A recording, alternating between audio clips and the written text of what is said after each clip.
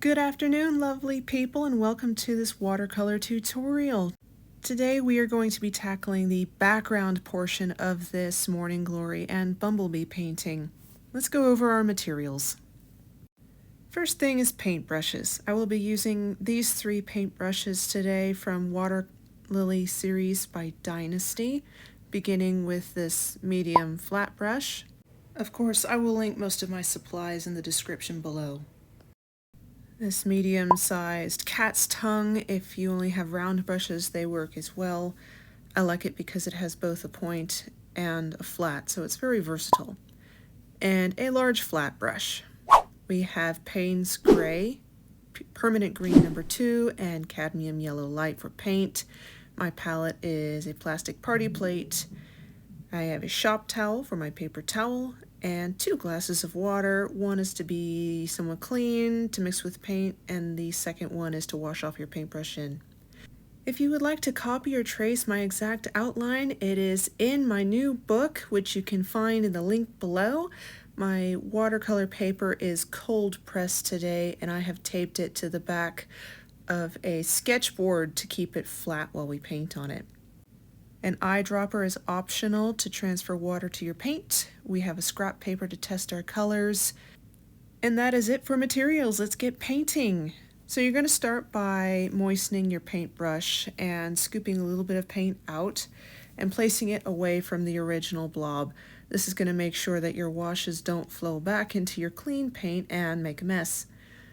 I'm using my eyedropper to take water from my glasses so that I don't lose paint or unduly mess up my water by dipping my paintbrush in there too many times.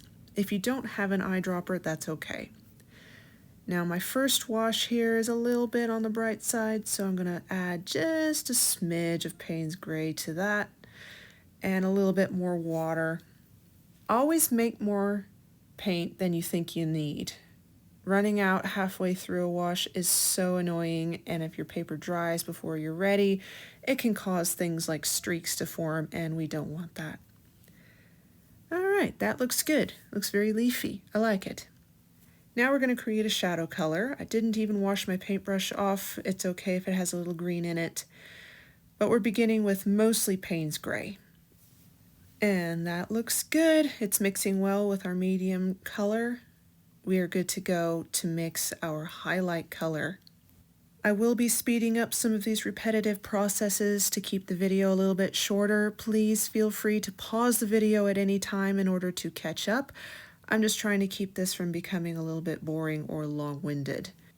So go ahead and rinse off your paintbrush. We're going to moisten our background with the large flat brush first, so that we can use the wet into wet technique to achieve a really diffuse, loose background.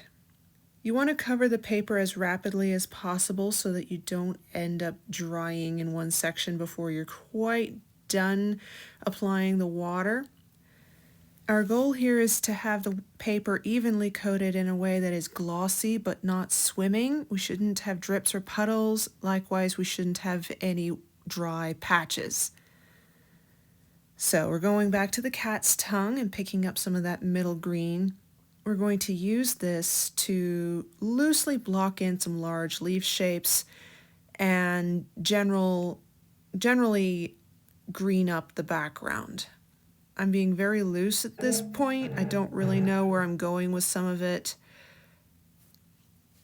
And I'm letting the paint kind of talk to me on what it wants to do. You are encouraged to make your own background. If this doesn't work for you, you can either simplify it or make it more complicated. And please let me know in a comment if you like the boring parts sped up to keep the videos shorter, or if you prefer the real-time tutorials. I've had mixed reviews so far.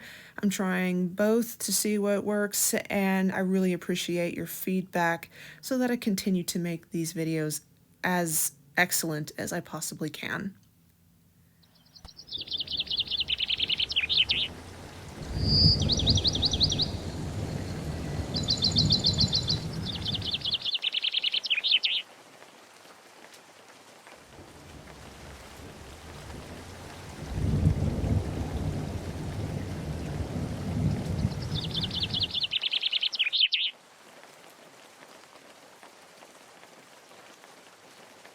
going to switch to the Payne's Gray mix now. I didn't wash my paintbrush off, and I'm going to darken the areas that I want to be most dark, and I'm also going to slightly define the edges of some of these leaves that I think I want.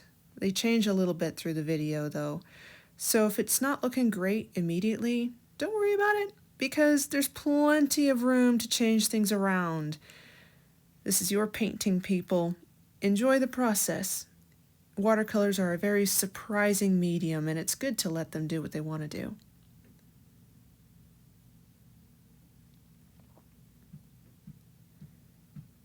I'm just kind of adding some dark here and there to see what works, and creating some shapes that I think will work for me as leaves and shadows.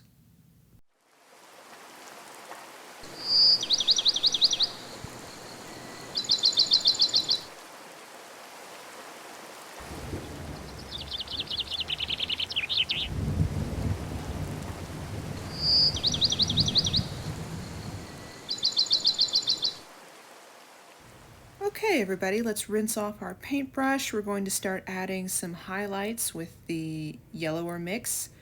I'm going to start by using some curvy strokes to indicate areas that I would like to be veins or stems around my leaves.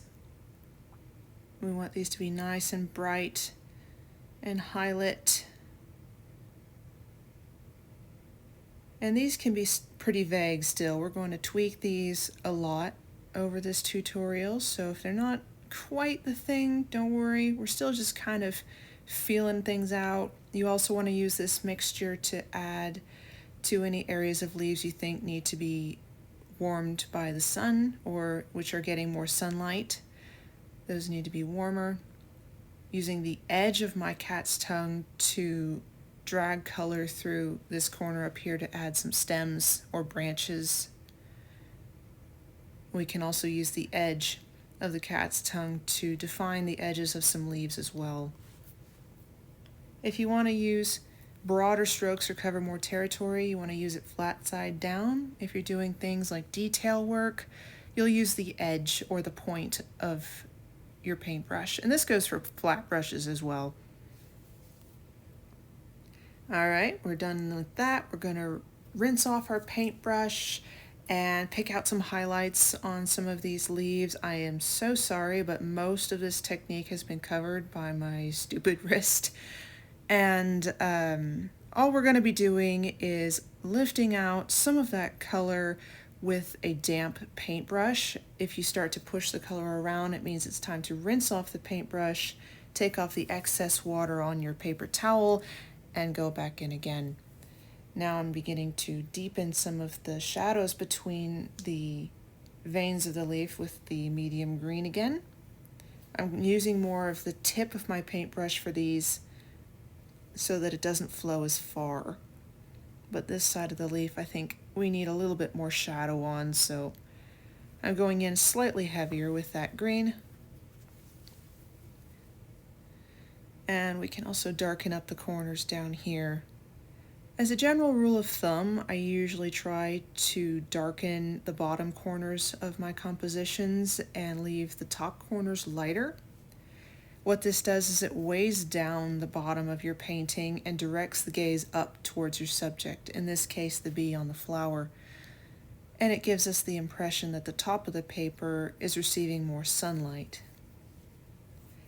So I'm continuing to separate the leaves a bit with the shadow color, deepening color, and we're sneaking up on the details here. Every time we pass over these areas on the paper, we go with smaller and smaller details. Remember to work large to small and general to specific.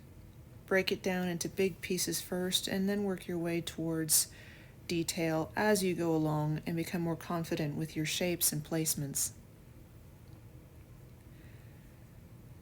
Again, going over these veins to deepen the shadow in between the undulations of the leaf and darkening the areas behind the leaf. We really want to get that bottom darkened up nicely. This is going to help the bee and the flower to look super bright and vibrant if it's up against a dark background. Also, as our background begins to dry just a little bit from what it was in the beginning, our paint is going to flow less far, it's going to cover less distance and stay in smaller areas. So this is perfect as you start to work your way up towards the details because it's not going to make so big of a bloom. And coming up here, I'm sorry I covered up the leaf again where I'm going to remove some highlights. So I'm going to speed through it a little bit because there's really not much for y'all to see. I hope that's okay. Again, leave a comment if you'd rather just watch it anyway, but I didn't think it added much. So zipping through what you cannot see. And over here you can kind of see what I'm doing. So we're just smashing that damp brush into the wet paint, lifting it out, rinse it off frequently, and then repeat. And then from here, it's just cycling around and continuing to build up detail, darken where you want to darken, and brighten the areas that you might like to be brighter. We can use the edge of the cat's tongue or flat brush to lift out some highlights on the individual veins, or drop in some more shadows where it needs to be darker.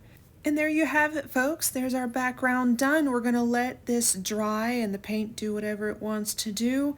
Please subscribe so you don't miss the next installment of this watercolor tutorial, which is coming soon. We will begin on the flower. So thank you for joining me for the background. Have a beautiful day, you lovely people.